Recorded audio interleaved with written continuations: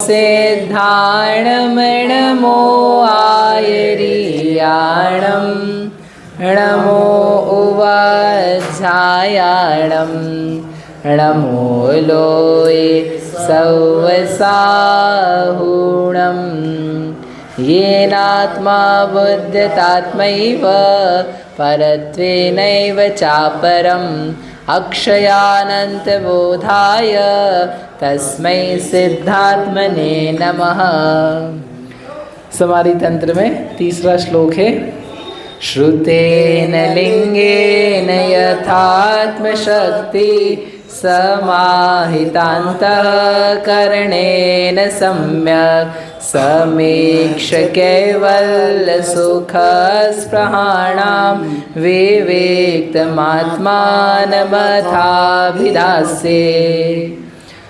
विविक्त आत्मा को मैं कहता हूँ। कैसी विविक्त आत्मा? जो सर्व परद्रव्य से रहित है, मात्र अकेली है, उसे श्रुत के द्वारा और लिंग के द्वारा कहूँगा, पूरी शक्ति से कहूँगा और एकाग्र चित्त होकर के कहूँगा, सम्यक प्रकार से कहूँगा। समीक्ष यानी देख करके जैसा हमने अनुभव किया है वैसा कहूँगा। इतना सब अपन ने पढ़ लिया था। महाराज कहोगे तो सही, लेकिन किसको कहोगे? कोई होना भी तो चाहिए। यदि हम कुछ कह रहे हैं तो सामने कोई सुनने वाला भी होना चाहिए। तो कौन है यहाँ सुनने वाला? कौन, किसको सुनाना चाहते हो आप? किसको बताना चाहते हो? ये जो आप बात विविक्त आत्मा की कह रहे हो, आप किसके लिए कह रहे हो? तो उन्होंने दिया, ये है हमारे श्रोता। कौन है? कैवल्य सुख स्पृहाणाम, जिनको कैवल्य सुख की स्पृहा है। स्पृहा यानी वांछा, स्पर्धा, जो सुख की वांछा रखते हैं। स्पर्धा होती है कि नहीं? जैसे तो स्पर्धा तो कंपटीशन होती है। स्पृहा यानी इच्छा। निस्पृह मुनिराज यानी जिनको किसी प्रकार की स्पृहा, इच्छा नहीं है। तो यहाँ पर तो स्पृहा वाला है, इच्छा है। क्या इच्छा है? सुख। सुख की इच्छा तो सारे संसारियों को है, लेकिन कैवल्य सुख, कैवल्य सुख यानी दो अर्थ है। कैवल्य यानी केवल ज्ञान का सुख, जिसे केवल ज्ञान का सुख चाहिए है, मात्र ज्ञान का सुख चाहिए है, जो शुद्ध सुख की वांछा रखता है, उसके लिए हम इस स्वरूप को कह रहे हैं।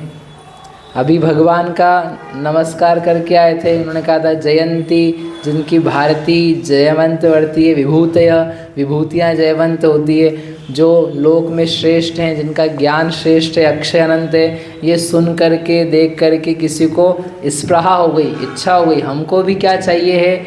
ऐसे ही अक्षय अनंत आनंद और ज्ञान चाहिए है।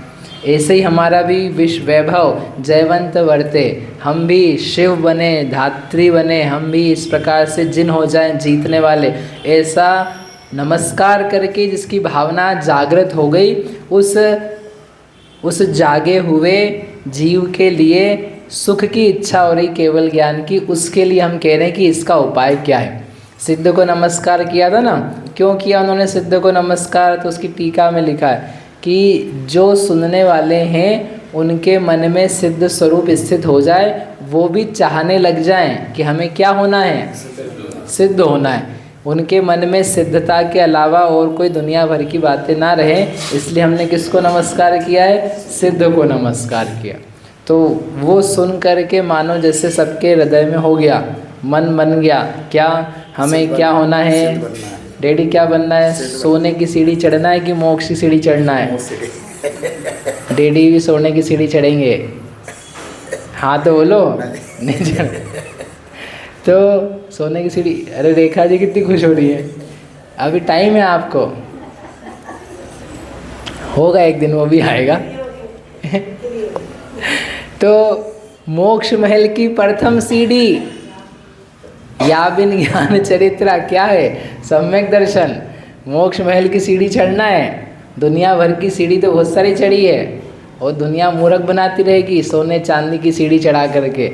उसमें क्या मज़ा है? मज़ा वो है कि मेरे को मन में भाव आ जाए, बस अब मुझे सम्यक दर्शन, ज्ञान, चारित्र, तप इनकी प्राप्ति करनी। तो ऐसी जो केवल ज्ञान के सुख, केवल सुख की स्पृहा करता है, आचार्य कह रहे हैं हम उसके लिए कह रहे हैं। वास्तव में उसके लिए कहना योग्य है विविक्त आत्मा का स्वरूप। आज इसको रुपया पैसा धन दौलत चाहिए, उसको बताओ रुको इधर आओ आशीष जी सुनो, हम आपको शुद्ध आत्मा सुनाएंगे 9 से लेकर के 11 बजे तक, फिर भोजन होगा, फिर 12 से 1 अपन ध्यान करेंगे आत्मा का। तो ये भैया बोलेंगे भैया मैं क्या भूखा मर जाऊं या मेरे घर वालों को सड़क पे छोड़ दूं, मेरे को दुकान चलानी है, मेरे को तो पैसा चाहिए। आप पैसे की मंत्र सिद्धि बता रहे हो तो हम आ जाएंगे, 12 से 5 आ जाएंगे, दिन में क्या रात में 4 बजे आ जाएंगे सुबह, लेकिन हमको क्या हो पैसे का मंत्र, आत्मा का मंत्र। अरे आत्मा नहीं, अभी हमको पैसा चाहिए, अभी हमारे बाल बच्चे का ब्याह कराना है, अभी हमको घर बनाना है। वो सुख की जिसको इच्छा हो तो उसके लिए आत्मा की क्या ज़रूरत है? उसके लिए पढ़ाई लिखाई, नौकरी, धंधा, व्यापार, लेन देन, बोलचाल, छल कपट, मायाचार, उन सब बातों की सिखाने की ज़रूरत है। उसको ये विविक्त आत्मा का स्वरूप कुछ काम का नहीं है। उन्होंने अपनी कसौटी सामने रखी है कि यदि तुम्हें केवल सुख की वांछा हो तो तुम्हारे ये आत्मा का स्वरूप काम का है, और तुम्हें एकमात्र अकेली संसार के विषय भोगों की ही अकेली कामना हो तो आत्मा को सुनने में कोई इंटरेस्ट नहीं आएगा। आप सुन तो लोगे क्योंकि हम सुना रहे हैं तो, लेकिन कोई इंटरेस्ट नहीं आएगा। और देखो आप तो फिर भी थोड़ा रस ले रहे, लेकिन जो बाकी लोग हैं शुद्ध आत्मा का, विविक्त आत्मा का स्वरूप क्यों नहीं सुन रहे हैं? बोले इसमें होना क्या है, इससे मिलेगा क्या? इससे ना रुपया मिलेगा, ना पैसा, ना पत्नी, ना बच्चा, ना घर मकान बंगला सम्मान, कुछ नहीं मिलेगा। इससे तो हम सब अलग हो जाएंगे, इसलिए हमको नहीं सुनना। धर्म की बात लोग क्यों नहीं सुनना चाहते? क्योंकि वो वाला सुख नहीं चाहते हैं जो धर्म मूल रूप में देना चाहता है, जबकि वही सबसे उत्तम सुख है, ये सबसे श्रेष्ठ सुखी है, लेकिन नहीं इच्छा है। तो इसलिए उन्होंने कसौटी लिखी, हमारी ऑडियंस कौन है, इस शास्त्र का श्रोता कौन है जिसको कैवल्य सुख चाहिए है। तो एक तो है केवल ज्ञान का सुख, ज्ञान का सुख, दूसरा कैवल्य का अर्थ है मात्र सुख। मात्र सुख, केवल यानी होता है केवल, ओनली, ओनली, ओनली शुद्ध सुख जिसे चाहिए है, जिसमें दुख का कोई भी मिश्रण ना हो, इस प्रकार के सुख की जिसको वांछा है। मैं मात्र सुखी हो जाऊं, मैं मात्र प्रसन्न होना चाहता हूँ, भले विषय ना रहें चलेगा, मुझे क्या होना है? सुखी होना है। मुझे कोई साधन ना मिले चलेगा, मुझे क्या होना है? सुखी। जिसकी बुद्धि में आनंद बसाओ, बस आनंदित होना चाहता हूँ। जिसकी बुद्धि में ये चढ़ा हुआ है मुझे तो सामान चाहिए, भोजन चाहिए, तो उसको सुख की वांछा नहीं, विषयों की वांछा।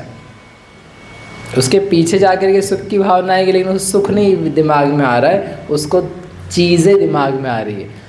उल्टा करते हैं अपन, पीछे आते हैं।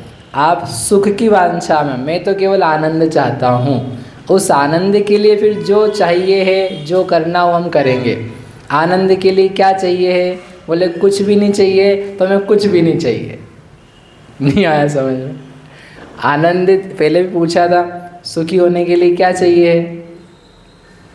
सुखी होने के लिए क्या चाहिए विश्व में? कुछ भी नहीं है। सुखी होने के लिए विजय भैया क्या चाहिए है? कुछ भी नहीं चाहिए। तो हमको कुछ भी नहीं चाहिए। ऐसे विश्वास बुद्धि डायरेक्शन में जो जाने के लिए तैयार हो कि मेरे को आनंद चाहिए, भगवान जैसा मात्र आनंद, भगवान जैसा आनंद चाहिए। भगवान आनंद में भी है, भगवान जैसा आनंद चाहिए है। तो भगवान जैसे आनंद के लिए फिर शुद्ध आत्मा को जानना आवश्यक होता है। तो इसलिए हम आपको शुद्ध आत्मा बताएंगे। उसके जाने बिना कैवल्य सुख नहीं हो सकता है। उसका कनेक्शन है ना, जो जैसा चाहता है हम उसको उसका उपाय बता रहे हैं।